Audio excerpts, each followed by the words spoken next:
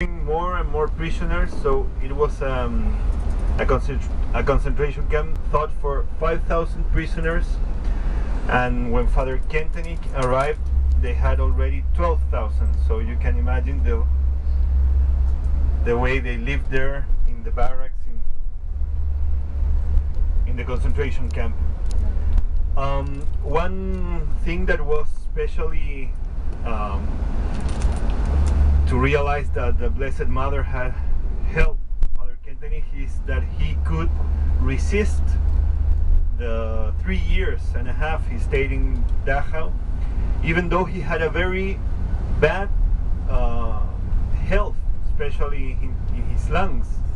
We have to think that Father Kentenich's community, the Palatines, were a community of missionaries that were sent to Cameroon, that was a German colony in those times, and Father Kentenich was kept in Schoenstatt as a teacher, and then as a spiritual director, especially because his health wasn't that good. During his formation he was kept from many physical activities, and I have heard, I don't know, maybe the sister can correct me, that his beard, his long beard, had a lot to do with protection of his, That's right. how do you call them? Yes, for his bronchitis. For his chest. Yeah, that's right. And so the first thing that we must keep inside is that it was a miracle that Father Kentenich could make it through the 3.5 years he stayed in the concentration camp. Many people died in the concentration camp, especially for illness that came from the little and poor food they received. Father Kentenich could make it also, but he lost a lot of weight during these years he stayed in Dachau. Especially the year 42 was the year of the great fame, where many people died. There were periods of his time in Dachau where he could hardly walk.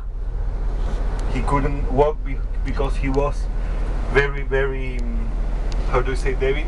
Weak. Thank you. But he could make it at the end. But not only his exterior strength was a miracle, but especially his inner force, his inner strength was the great miracle in this time, and not only for him but also for the people that lived with him. The concentration camp was a place designed to break someone's personality, to break someone's integrity, and that's how the people was treated, with no dignity. If we know a little bit about the concentration camps of the Nazis, you received a number. You were called during your stay there with a number. Your name was taken away, and with your name, not only your name but your history and your dignity. When Father Kentenich came to the concentration camp, he was received by a Gestapo leader, and he was very treated in a very rude way. He shouted him, he insulted him, and called him in the entrance of the concentration camp a traitor. You're a traitor to our country. And because Schoenstatt was experienced as a very big enemy for the Nazi regime, because the men and women from Schoenstatt were very difficult to be convinced. It was very difficult to wash the brain from the people from Schoenstatt. So they realized that they were all enemies, potential enemies, especially their leaders.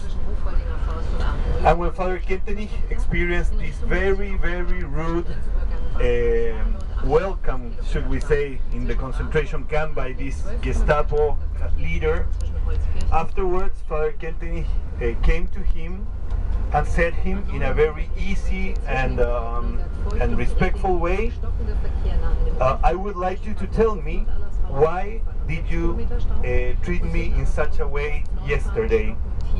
And that was so unexpected for this Gestapo leader that he finally became very close to Father Kentenich, and he went to confession with him and finally told him all about his life and his difficult history, this Gestapo leader. We could call Father Kentenich during this time, he was an apostle in chains. He didn't stop being a big apostle, even though he was in this concentration camp. Even though the Gestapo leaders were very hard and difficult people, the worst were the barrack leaders, because they were also interns, prisoners from the camp, but they received benefits. And the ones that kept their people under control were the ones that received more benefits. So we can understand that keeping the people under control is keeping them with fear, and sending some people to death so they can keep all under their control. And where Father Kentenich